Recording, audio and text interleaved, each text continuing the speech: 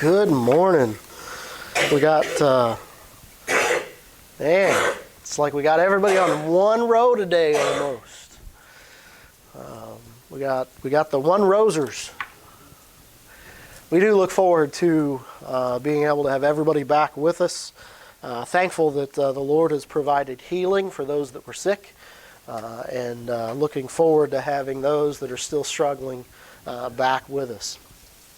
But the Lord is in control, and we may live in an old sinful world full of the ramifications and the repercussions of a decaying, honestly, I mean, if we really think about it, right, the world likes to think that the world is evolving. In reality, it is decaying. Sin has put its stamp on this world. Now, before you get too concerned about what I just said, I'm not saying that some of us had the flu and a cold because we sinned and that was the punishment, right? Well, listen, the fact is this world is full of the ramifications of sin. And we are thankful that we have a promise, right? We have a promise from the Heavenly Father, right? We have a promise from our Redeemer that we will one day spend an eternity with Him away from, not just away from grief and sorrow, but from all pain and suffering, right? Why is that? Well, because in that world to come, there will be no sin, and we will be dwelling in His presence, and thankful to know that that day is coming. Now, that is not the message for today, but as I was sitting up here thinking about what we've been through the last couple of weeks, I tell you what, I'm thankful to know that there's coming a day when all that stuff will be gone, right? All right, we are going to be back in the book of 1 Corinthians. 1 Corinthians, we're going to go ahead and jump into chapter 10 now. 1 Corinthians chapter 10. There's, this is really a pretty in-depth chapter here. And in a lot of ways, the theme, there's multiple themes really, but he's kind of tackling a little bit of idolatry and some adultery, fornication, right? We've talked about what's been going on at this church, and they've got some challenges, right? I mean, they're fighting about whether they're followers of Paul or Peter or Apollos, and they're fighting about those things, right? But yet they haven't done anything about this guy that's got an affair with his dad's wife. They've been taking each other to the civil courts over their minor disagreements, right? We're not talking again about the legal aspects of everything. We're talking about, these aren't criminal charges. These are civil disturbances between them. And they can't even cover this amongst themselves, right? And he's kind of gotten onto them a little bit about their spiritual maturity if they can't even deal with these simple disagreements between them. And we talked a little bit about how Paul surrendered his rights. And yes, a workman is worthy for hire. And could he come in and could he talk to them about, hey, the priest got to eat of the food that was brought in for the temple service, right? And shouldn't we be able to be fed based on the work that we're doing? And he basically told them, yes, that is a valid thing for a missionary, a preacher, a servant of the church to be able to request. I think he's also pointed out the fact that we need to be careful in that we're not doing anything that is going to hinder the gospel, right? If a pastor, if a missionary, if a minister of the Lord feels like that burden is going to hamper the work of the gospel, then the gospel should take precedence, right? I mean, that's a little bit about what he's saying there, and I'm not going to re-preach all of that. But I guess what I'm going to say as we get into chapter 10, hey, he still called this group a church, right? This is the church at Corinth. But they got some challenges. And don't forget that this is a group of people living in a very, very pagan city. This is a city that is famous for some of its temples and for some of its, honestly, its debauchery, its wickedness in association with the worship of those idols. We already talked about the fact that it's also a city that was famous for one of its types of games that it had, and Paul referred to those games, right? Why did he do that? He's coming in with them saying, hey, I'm going to use an example that you're going to understand, right? So as he gets into chapter 10, understand that this church is probably made up of some Jewish people. This church is probably made up of a whole bunch of Gentiles. People that used to be idol worshipers. That's an interesting combination of people, and he actually deals a lot with that in Romans about how, hey, listen, that middle wall of partition's been broken down, and man, we're supposed to be together. He talks about that in a lot of the epistles. But I do want you to understand the upbringing that some of these people would have had. And honestly, guys, listen, he gets into some stuff later in this chapter about whether you go to the feast or don't. Do you eat the meat or do you not eat the meat? I fully suspect that there were a lot of people in the church at Corinth that still had close family and friends that were still pagans. Now we look at this and go, well, why would it even be a question? Why would it even... These people, born and raised in this city, brought up worshiping some of these gods, bought and paid for by the blood of Jesus Christ, life's changed. But a lot of their associations and people that they would have been raised around and have deep love connections with, probably still involved in that lifestyle. And so, part of what I'm saying, and I realize to some degree I feel like I'm rambling, but I want you to get the backdrop of what he's talking about here. And there's obviously some questions that are going on, and there's some things that they are probably debating about. I can imagine some of the arguments and the debates that would have went on in the Church of Corinth. These are not, to some degree, man, these are not always easy conversations. And Paul is coming in saying, here's some things you need to know about it. He gives them some warnings. He gives them some advice, right? And he gives them some correction. And what we're going to do today, because we will not make it all the way through 1 Corinthians chapter 10, we're going to read the whole chapter, and then we're going to come back and tackle the first, at least the first reference to the Old Testament that we find in this chapter, okay? So let's start in verse 1, 1 Corinthians chapter 10, verse 1.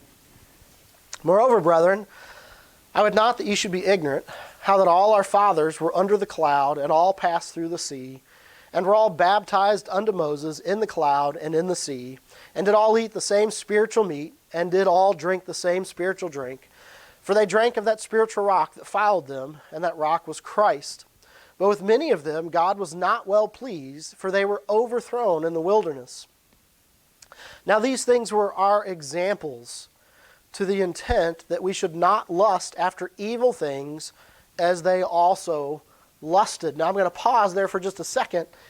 Sometimes when you read a chapter of the Bible, it doesn't specifically tell you, like, why did something happen? Or what can we learn from that, right? In this case, he just tells you right out of the gate, listen, what I just told you about what happened in the Old Testament, it's meant to be an example for you. But not just an example. Like sometimes the Bible says, hey, it's meant to be an example for us. But in this case, it specifically tells us what kind of an example. So as you read this chapter, understand in the last half of verse 6, to the intent we should not lust after evil things, as they also lusted. Okay? So, Paul does something. He gives you the answer right at the beginning. These things happened, and I'm talking to you about them because they were given as a reminder and with the intent that you would know not to lust after evil things. By the way, we're about to start talking about what? Idolatry and how far you go in regards to eating meat and doing things associated with idolatry. So that's a pretty big warning right at the beginning. At the end, by the way, and we'll get there here in a little bit, he also tells us, whatever you do it for the glory of God. So he ends with a different statement. He starts with, remember the examples that were given to you with the intent that you would not lust after evil. Tell you a whole bunch of stuff. End the message with, whatever you're doing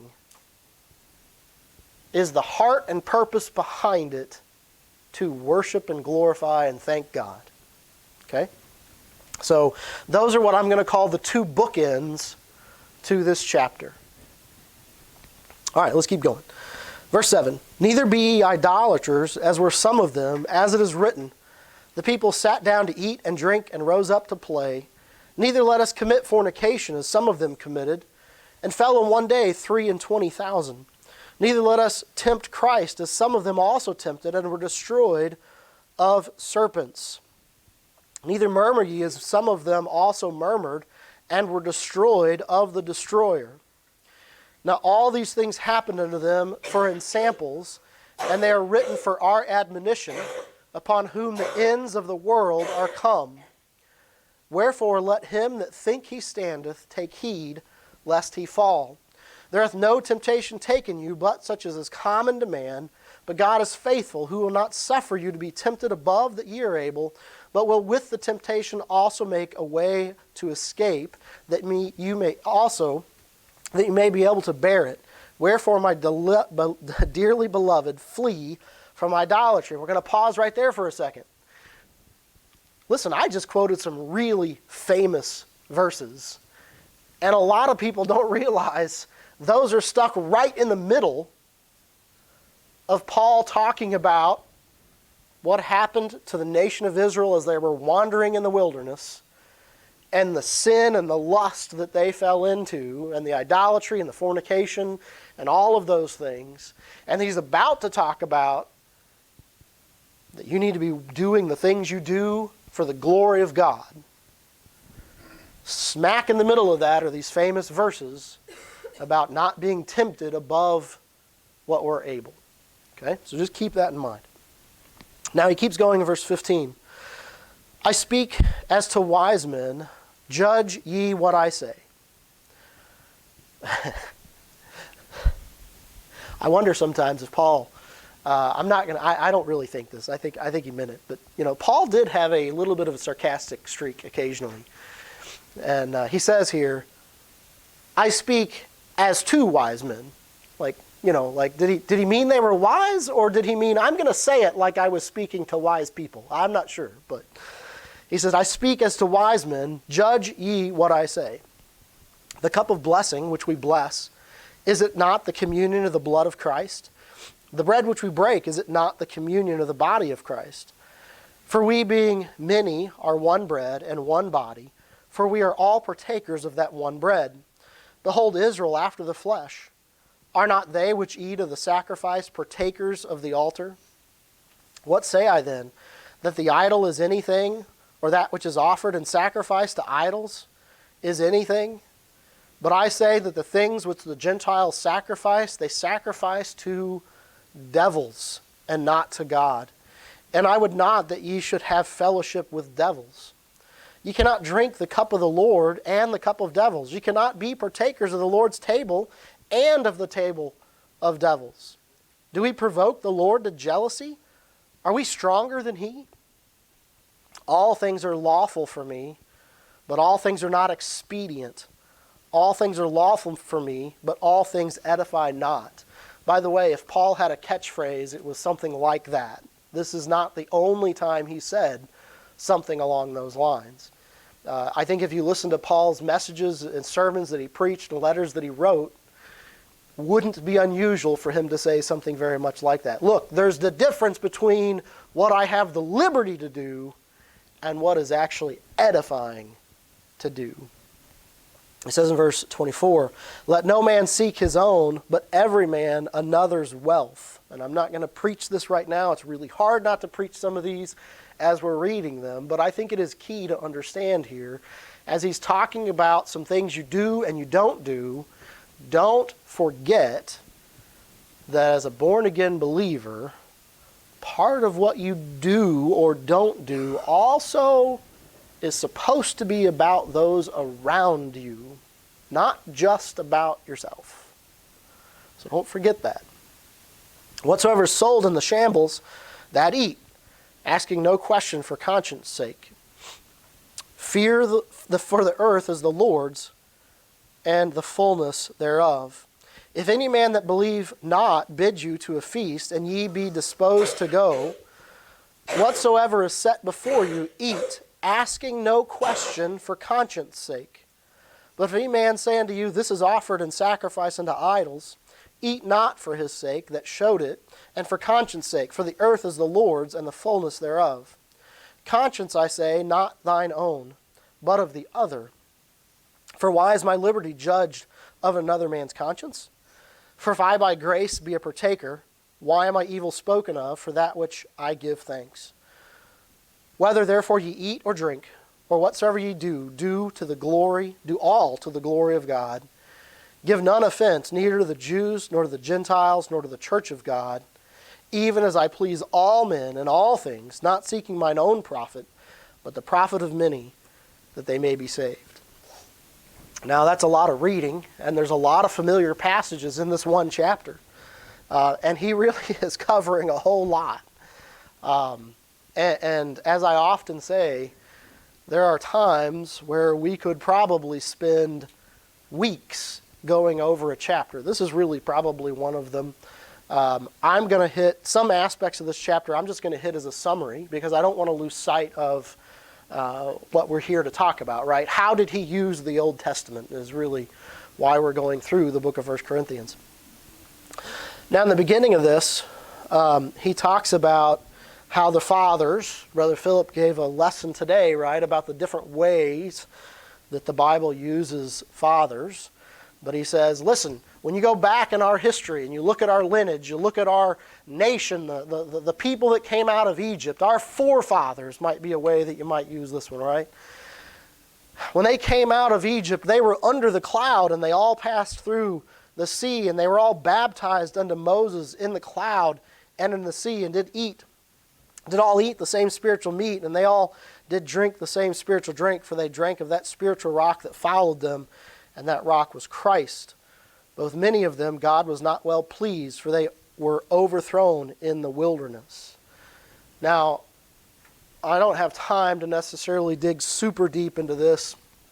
I'll say a few things.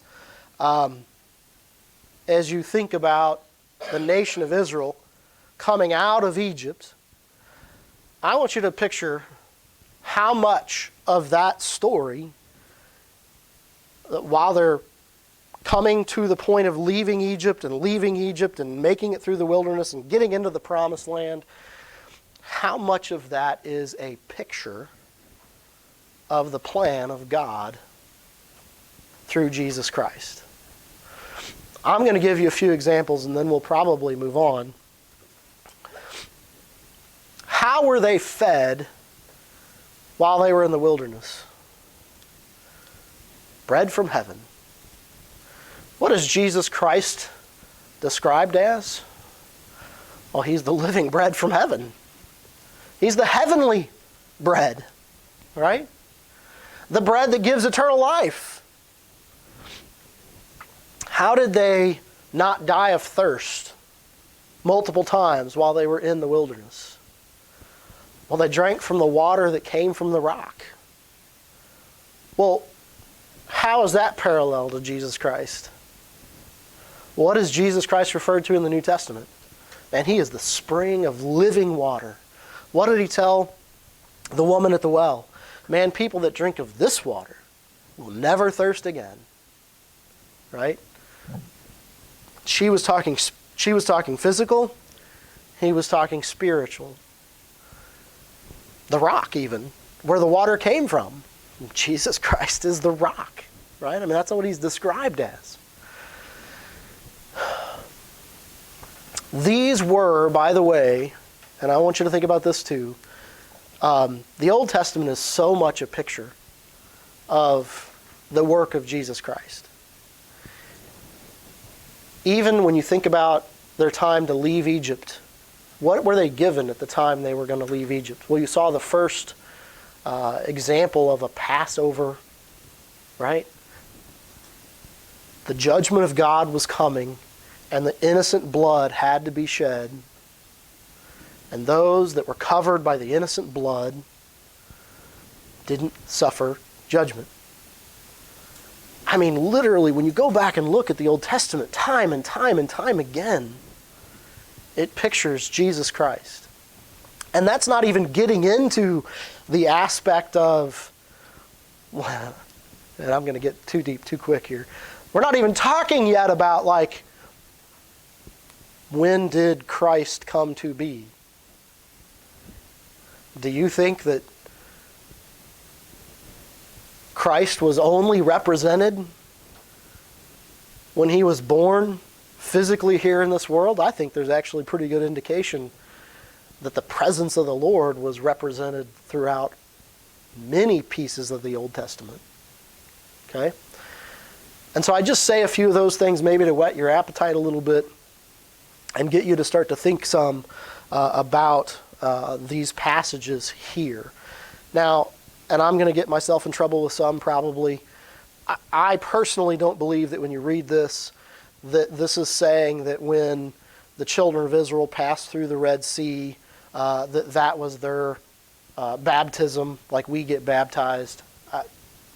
I know that that's maybe what some would say. I don't, and we can talk about that, and we can get into it a little bit more sometime. But I do think that what you have to see in this dialogue, this is the people of God, this is the nation of Israel that he has called his own, that have been delivered from the land of Egypt, been shown many miracles, have seen his presence, have felt his presence, and yet what happened? They started to doubt, they started to murmur, they started to sin, and in the story, you see the judgment of those things. And when Paul comes down to the end of this, and he quotes those things, he tells them, listen, do you know what? And I'm not saying, I don't think Paul is saying, the only reason those things happened is to be examples. But Paul is saying, those things are to be an example for us. Can you associate with those people? Can you go back to the Old Testament and look at those people that were from the chosen nation of God and how he's bringing them out of the land of Egypt and he's providing for them, he's giving them he's giving them water, he's giving them bread, he's showing his presence with the pillar of fire and with the cloud and how he's leading them and guiding them, and time again he delivers them from things that should have wiped them out. And yet, what does man do? He complains and he grumbles and he tries to run away. And he says, well, God said this, but you know, it feels right now. That's man. And the apostle here says, hey, listen, don't you forget what they did, our fathers did, coming out of the land of Egypt and wandering in the wilderness. Don't forget. By the way, he's building up to a verse that says what? Be careful. When you think you stand, you may be about ready to fall. Don't sit here and think, well, I can dabble in that stuff and I'm going to be fine because I am a strong, faithful one of God. He says, you be careful what you play with. If our fathers that saw the ability to walk through the Red Sea on dry land, and saw bread come down from heaven, and saw water flowing out of this rock, man, if they could go whine and complain and sin and fall into fornication, you better be careful. So he says, and then he's going to give them some examples, right? Of, hey, these people that came out and they were delivered. They saw an amazing deliverance. And, man, a pillar of fire and a cloud, all this stuff. Man, this is miraculous. These people, I want to say this, and I think we miss this sometimes. Every day was a miracle for those people. Literally, every day. It's not that I wake up today and I see a miracle, and 5 years from now I see another one. Think about that. Every day, an unnatural pillar of fire and a cloud led them, guided them, protected from the back. Every day was a miracle. Every day they got to go out and grab that manna. And yet, what did they do? And I get it. Some of this is at different times in their journey. He just gives some examples. It doesn't have to just be these. I mean,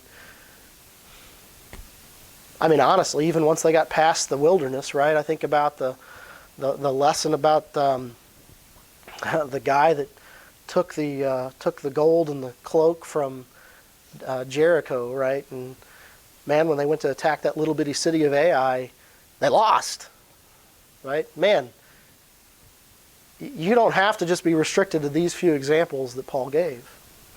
But he does this. He says in verse 7, neither be ye idolaters, as were some of them, as it is written, the people sat down to eat and drink and rose up to play. What a picture. It's, by the way, a picture of a celebration, a feast. They sat down and they ate and they drank and they rose up to play. Now, when you read the full context of that, this is not just that they took a day off and they went out and played soccer in the backyard. I think the indication of this is that they were having a festival of worship to that golden calf. This is no innocent, they rose up to play. I think as you remember, right, if I'm thinking about this right, as Moses came down, right, he heard the music and he heard the dancing. And listen, this was not just that they were taking the day off. They were worshiping an idol. And I think it's important when he leads off with this, because I think part of what he's trying to tell them is, because he's going to get into this later. He talks about eating meat offered to idols. And just so you don't get too concerned here, he does talk about when it's okay and when it's not okay. But he starts off by reminding them that in the Old Testament, what did they do when they made that golden calf? Well, they had a feast. And that feast they had was part of the worship service of that idol. As a really good one to start with, by the way, knowing what he's about to say in the coming verses. And this, by the way, in case you need it, is in Exodus chapter 32. Exodus chapter 32. We'll go ahead and turn over there and read a little bit of that. We'll start in verse 1. And when people saw that Moses delayed to come down out of the mount, the people gathered themselves together unto Aaron and said unto him, Up, make us gods, which shall go before us. For as for this Moses, the man that brought us up out of the land of Egypt, we want not. What has become of him? By the way, and I get it, he went up there, he'd been gone for a while. There was a lot of stuff going on up there that looked pretty scary. But these were a people who had already seen the deliverance of God. I mean, what were some of the plagues that happened in the land of Egypt and the things they were protected from? The Passover, where everybody else had somebody, the first son, die, and if they had shed the blood of the lamb, they didn't, right? The crossing of the Red Sea and some of the things that had already happened. And yet, what do we find? Man, it gets a little rough.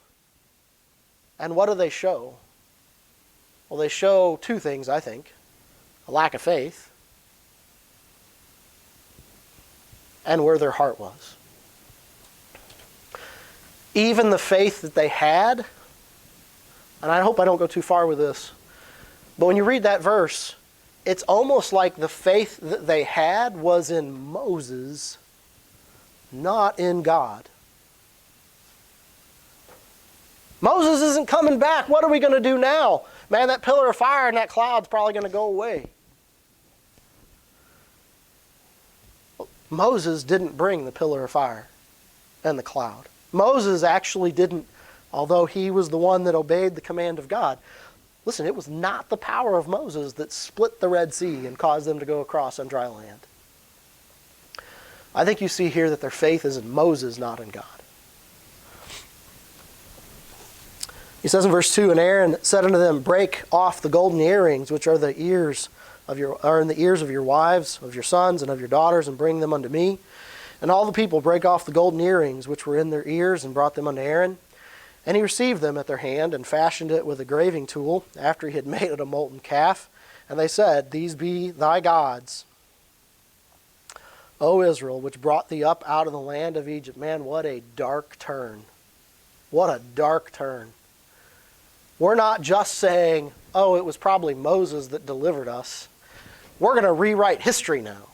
Let's get us a golden calf, something similar to what the Egyptians had. And let's worship that. And let's tell our children and our grandchildren that that is what brought us out of Egypt. Man, you imagine the wickedness of those statements? And when Aaron saw it, he built an altar before it. And Aaron made proclamation and said, "Tomorrow is a feast to the Lord." Now that's an interesting statement too, and we don't have time to get there. They're talking about this is the God that delivered us out of the land of Egypt. Old Aaron, he creates an altar, and he says, "Hey, right here at the foot of this golden calf, tomorrow we're gonna burn a sacrifice to Jehovah." He uses the word Lord; it's all capitalized. And then verse 6 is where we see what Paul quote. "And they rose up early on the morrow." Now what was supposed to happen on the morrow? Well, that's the day of the sacrifice to the idol. So don't think that this is unrelated to Aaron having created an altar in front of this golden statue. They rose up early on the morrow and offered burnt offerings, and brought peace offerings. And the people sat down to eat and to drink, and rose up to play. And the Lord said unto Moses, "Get thee down, for thy people, which thou broughtest out of the land of Egypt, have corrupted themselves. They have turned aside quickly out of the way which I commanded them. They have made them a molten calf, and have worshipped it, and have sacrificed thereunto, and said, These be thy gods, O Israel, which have brought thee up out of the land of Egypt." And the Lord said unto Moses, "I have seen this people, and behold, it is a stiff-necked people." By the way, the place where Paul is quoting and saying, listen, trust me, those feasts can be part of the worship service to idols. And let me remind you, if you think back to what happened in that story, of just how much God hated what they did. And by the way, let me remind you too of how he referred to them. They were a stiff-necked people. Let me back up. What was this church arguing about? Well, I'm of Peter. I'm of Paul. No, man, it's Apollos. He's the guy. Oh, who cares if this guy's having an affair with his wife? He's prominent. We want him. We're proud to have him as a member of our church. How dare you have offended me? I'm going to take you before the council. And apparently they'd been arguing and fighting about Paul too. I mean, there's some indication that there was some complaining and whining about Paul and who he was and what his authority and some other things, right? Man, you know what? I'm starting to see some parallels here. He says, they were a stiff-necked people. Man, we do not want to be a stiff-necked people. I'm afraid, man, I say this phrase too much. I'm going to get myself in trouble here. I'm afraid there's too many independent Baptists that are a stiff-necked people. We fight and we bicker and we argue about things that are not relevant. And we put it under the banner of standing firm for the cause of Christ, when half the time it has nothing to do with that. We dabble in things that I'm sure Christ is not happy with. And it permeates our life more than we think it does. We talk about, well, if Christ was here, would he be happy with it? Let me remind you, Christ is here. What was it Paul said in a few chapters ago? Your body is the temple of the living God. First off, God is all-knowing. There's not something where someday when Christ comes back, he's going to be unhappy finding you doing what you're doing. If he's unhappy with what you're doing when he comes back, he is already unhappy with what you're doing. I think sometimes we think too much about what would God think someday. God already knows. Man, we do not want to be like these people. Judgment came, by the way. In all of these stories that he gives, he doesn't go into detail, but in all of these stories, judgment came. Right? And I think to some degree what he's saying is, listen, those things were given as examples for us. Those may have been God's called out people. It didn't mean that they didn't suffer the consequences of what they had done.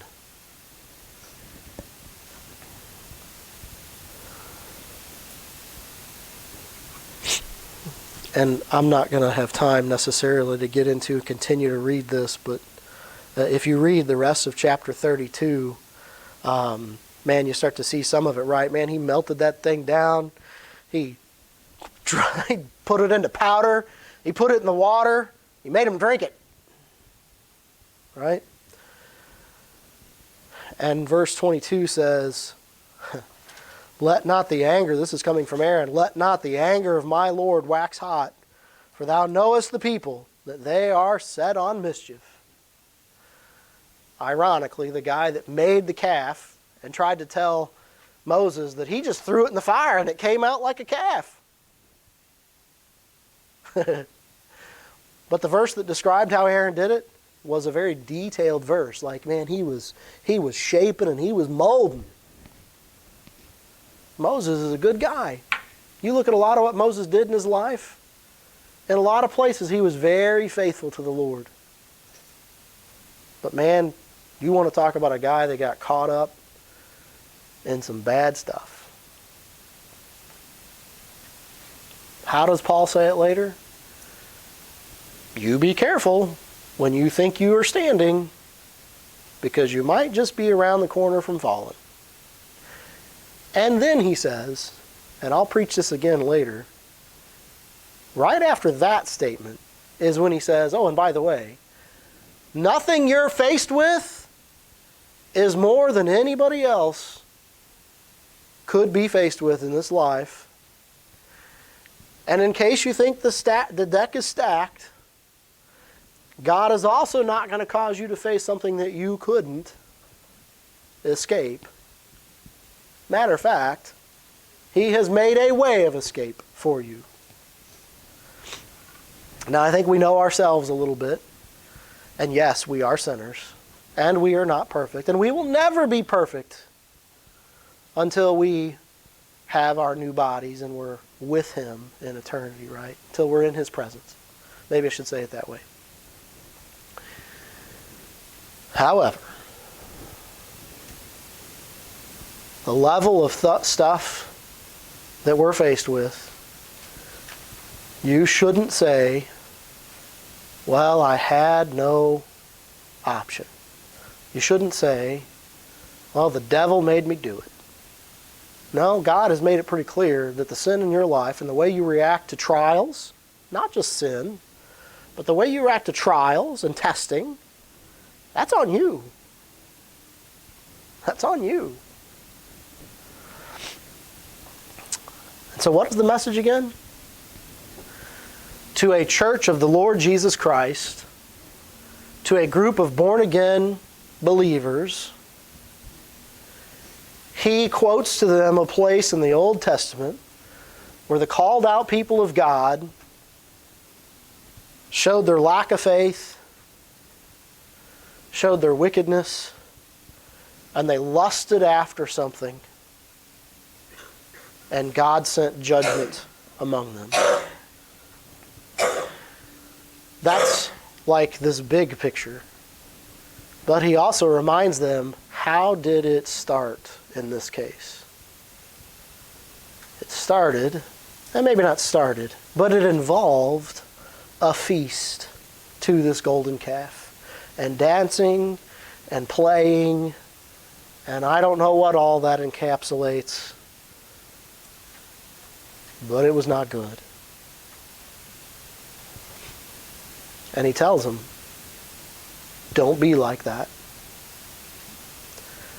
He reminds them that they live in a city where they're going to have plenty of opportunity to take part in the festivities surrounding some idol worship. And He warns them. Now listen, and we'll close with this thought. And I'm getting ahead of myself a little bit.